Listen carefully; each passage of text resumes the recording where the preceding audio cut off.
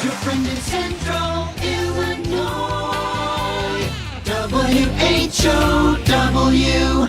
Good morning. Thanks for being with us. I'm your host today, Seth Lawrence. The WHOW Morning Show streams to Facebook and YouTube. It is brought to you by Peterson Insurance, your Pekin Insurance agent in Clinton. My guest in studio today is Mr. Jim Peck. He is the principal of Clinton Junior High School. Good morning, Mr. Peck. Good morning, Seth. Thanks for having me. Yeah, for sure. Been kind of a Clinton week this week. I had Mr. Goebel on Thursday. I had the city stuff on Tuesday. So it's been kind of a Clinton week on the morning show. And let's dive into kind of top of mind for me, and reason I reached out was there is a event coming up in December to talk about English as a second language. Many folks may have heard the acronym ESL. Sure.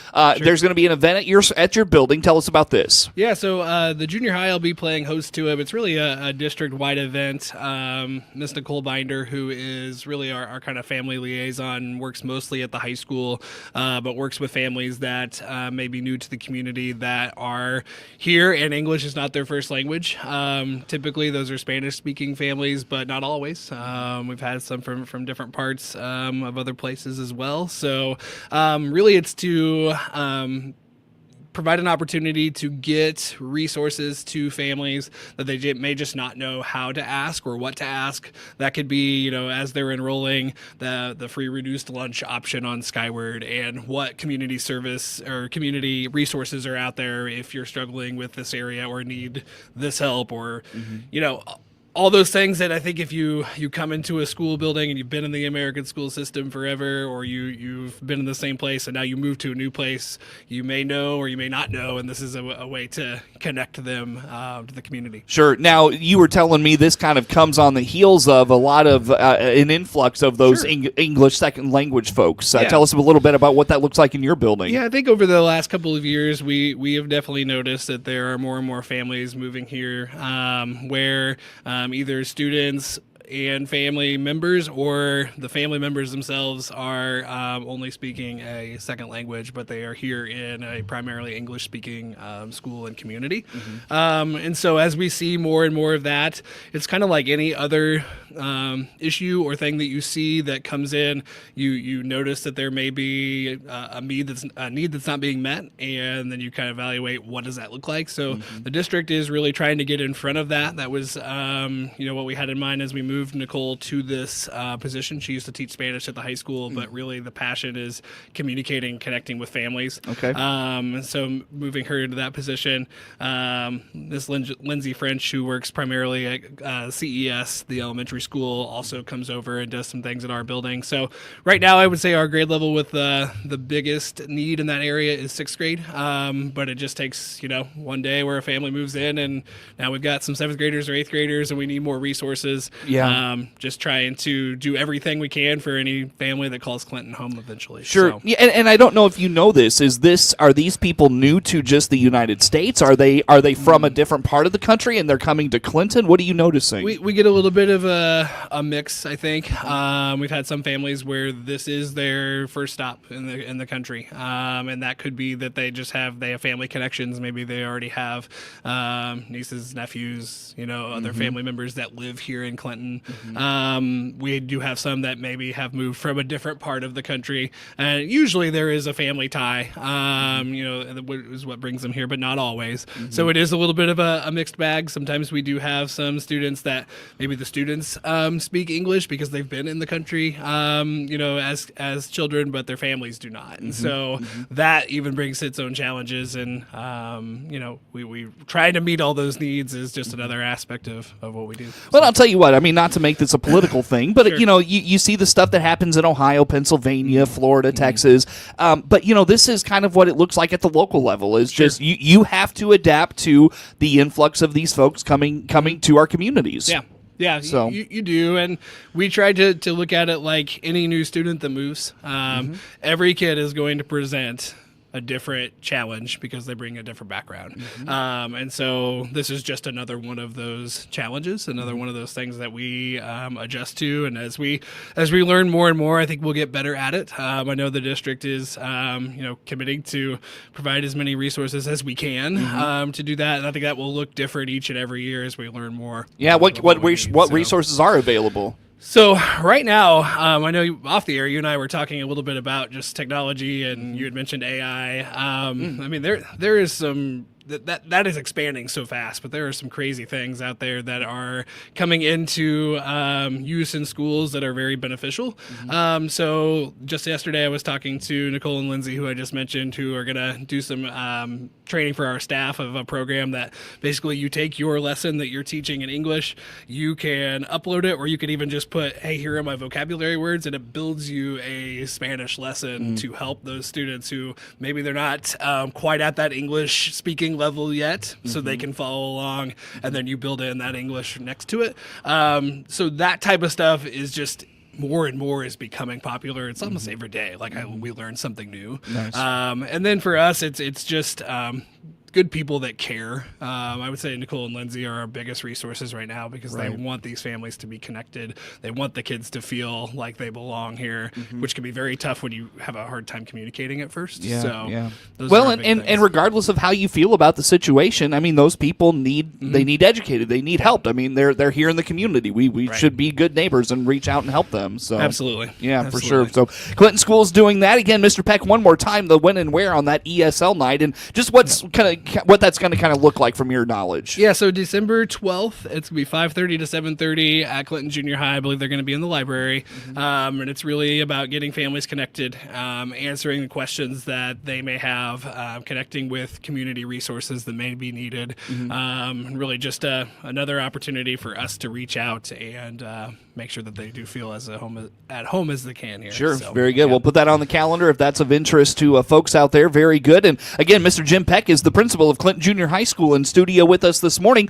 How's the school year going, Mr. Peck? Been a great start. I say start. Now we're almost I in, know, in right? December, right? We got to connect a little more than this. No, I came back. I think August was my last time here, right as we were getting going, and it's been really good. I think we have 3 really great levels of students: 8th, 7th, and 6th grade. A lot of students are involved. I think every time I come in here, I talk about the opportunities our kids have, whether it's their elective classes, clubs, sports. Numbers are very, very high. With all of those things, and really just focusing on making it a positive and learning environment for everybody. Yeah, So- one thing you talked about there, and I want to tie this into something we've touched on in the past with you, is, I hear from superintendents about, the chronic absenteeism, and that's something a lot of places are struggling with. Going back to a talking point you and I have brought up over the years is all the things available to Clinton students at the junior high level. Yeah. Giving them incentive. The one thing that I heard a couple of times is, we need to, as districts, give kids incentive to come to school. And it's not always, here's a piece of candy, here's something you have a temporary, vice, or not vice, but a temporary incentive to come to school. Yeah. You need something permanent, like a program, like a team, like a class, like a friend, those types of things. Speak to that at the junior high. Yeah, I think we're really blessed. If you've ever been in our building for a junior high, having the elective opportunities and the club opportunities that we have, I think one of the things that we benefit from is when kids become a junior high student in Clinton, they are able to get involved in a multitude of different things, and we really encourage that. It's one of the things that we talk on our 6th grade orientation today. We have a whole station about just getting involved, because I think if a student feels involved and feels connected to at least one thing or one person, like that's going to drive that chance that they are here more often. Our attendance numbers have been really great.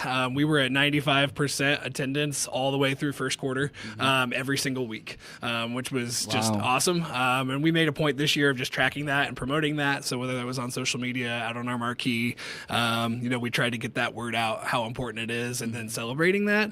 Obviously, November, December, January, it gets tough. Like we are starting to see a lot of illness. I was even out last week for a couple of days because our family was sick. So we understand that happens, but are we getting kids connected and are they wanting to be there? That's really been a focus of ours. For sure. And again, you're going to get sick. You're going to, those things are going to come up, but to not be at school, a couple days a month, again, that adds up, and I'm sure you see that. Yes, it does.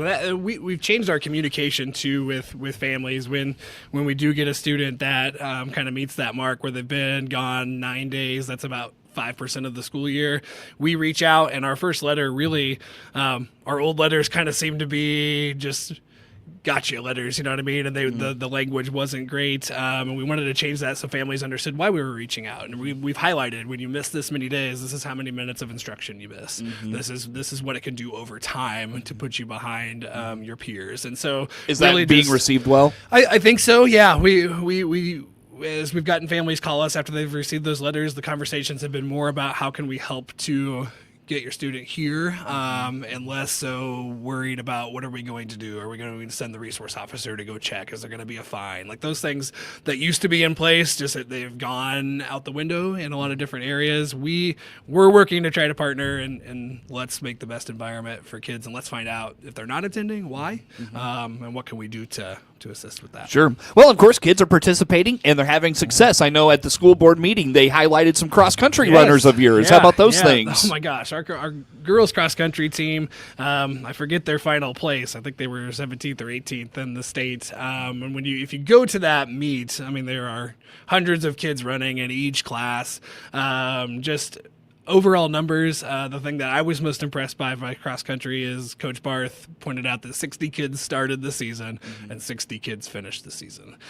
Is that a thing that you see? That just doesn't happen. Really? It really doesn't. Wow. I mean, yeah, I think you have your kids that are always out that are passionate about it, but you have kids that are trying something for the first time. And let's be honest, not many kids are going to be like, hey, let's go run.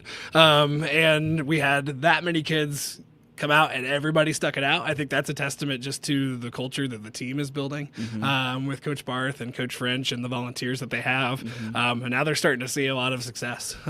So it's been great to watch. And, when I started here, cross country was a team, but it's just built and built and built over time. Yeah. And you talk to the varsity coaches at the high school, they credit a lot of their success to Coach Barth, man. Yeah. They just sing his praises. Yeah, they really do. The biggest thing with junior high sports, even though we want to be competitive and you want to win, it's are you getting the kids that are those athletes out to try something and then keep them out and keep them involved as the culture, something that's going to keep them interested. And that's been great. With Gosh, you just hit on. I talked to Coach Binkley yesterday to preview his season for next year, or for this next week when they tip it off, and that's exactly what he said. Is we've got to be in the junior high and the grade schools and just make this game fun for them. So when they get to the high school, they want to play. They want to be a part of the Maroons culture.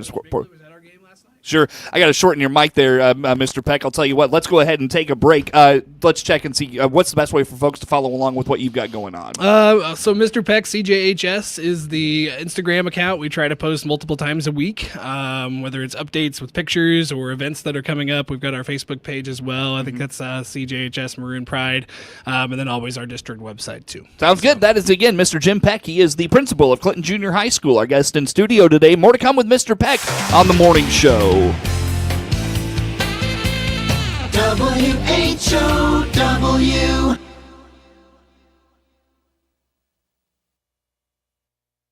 Not much happens at 2 in the morning, but sometimes, in the blink of an eye, everything happens. And when it does, you can count on Lincoln Memorial Hospital. From our 24-hour emergency room to our trained care teams and state-of-the-art facilities, LMH is where great care comes together for you, no matter what time it is. Learn more at memorial.health/LMH. Noah Atkinson here. As owner of Lincoln Printers and Sign Designs in Lincoln, I know small business is important to our communities. That's why I'm pleased to be the exclusive sponsor of the WHOW WEZC Lincoln Printers Business of the Month. John Prater is your country financial agent at 320 East Van Buren in Clinton.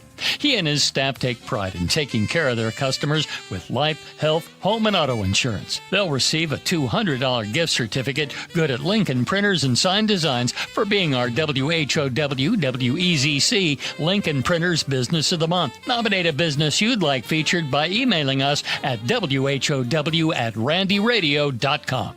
Congratulations to this local business for all they do for the community. And don't forget, for envelopes, wedding invitations, signs, banner wraps, and more, go to LincolnPrintersInc.com.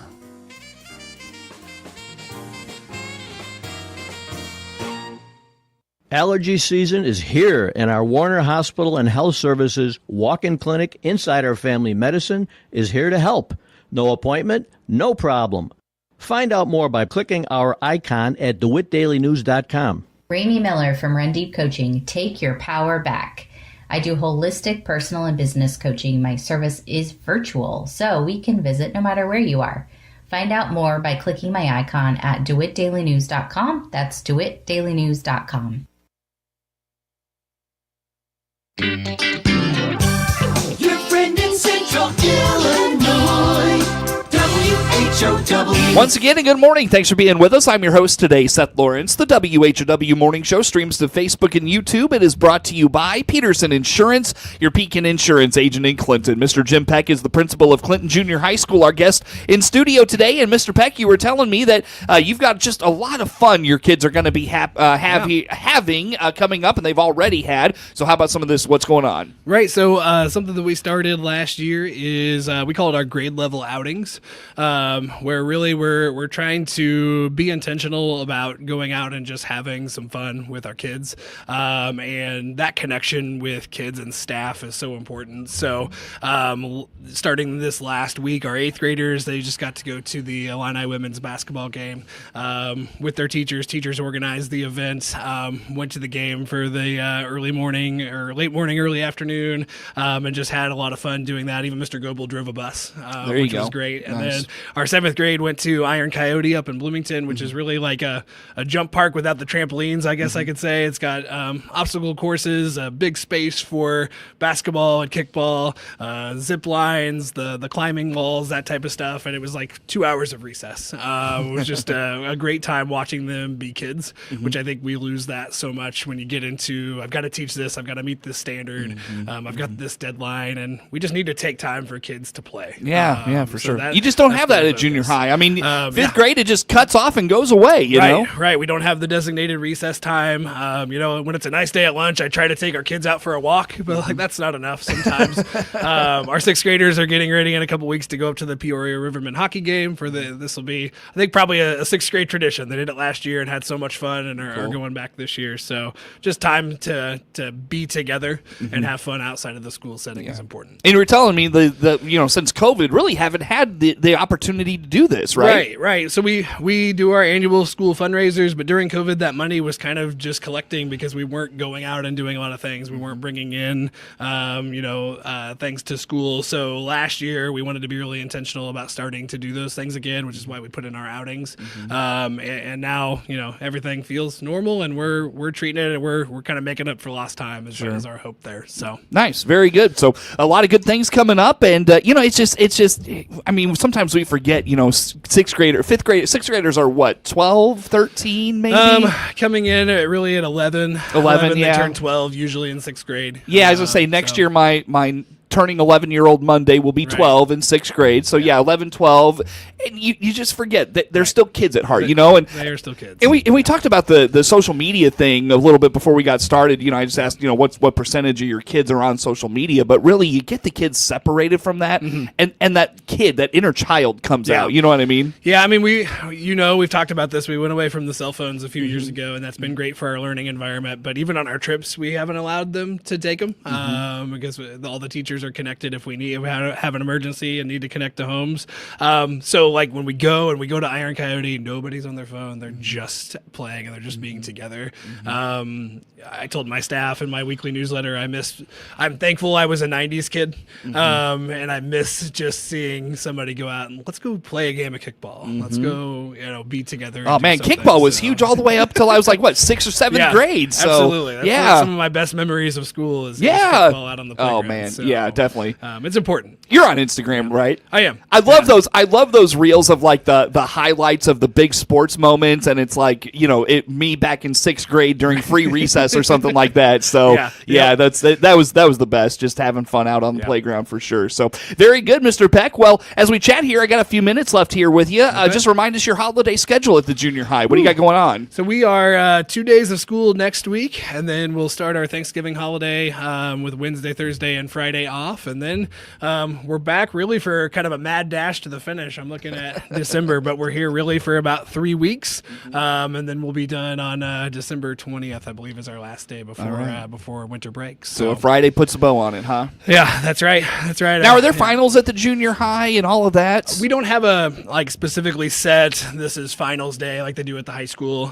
We do have some classes that may be building up to kind of a final semester test that they're working towards, but nothing like a finals week traditionally like you would get at the high school. Gotcha. So what is that? So what does the end of the semester look like in terms of grades and all of that? Is it just a compilation of everything you've done to that point? Yeah. So we're still broken up into quarters. First quarter and second quarter equal our first semester. And as we start talking to kids when they come back from winter break, we'll have our kids that maybe first and second quarter didn't go so well, and we'll be talking with them a little bit about what second semester needs to look like. We'll start setting goals. We are planning on having that summer school option again for students that may need, it's not necessarily credit recovery like the high school, but need to make some movement in math and reading especially, when we start looking at those grades. So yeah, first and second quarter combined into that first semester, and that kind of gives us a good view of where a student is halfway through the school year. Definitely. So very good. Well, Mr. Peck, if you don't mind, wrap us up one more time, that ESL night sure. for folks. Yeah, ESL night, December 12th,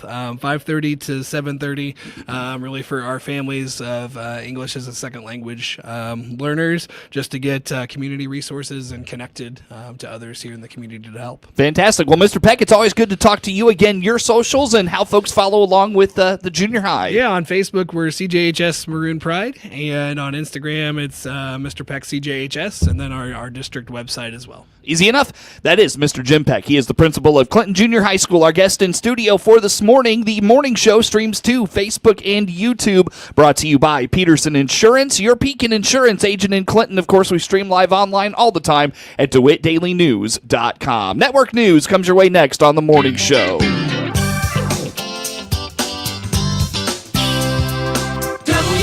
WHOW.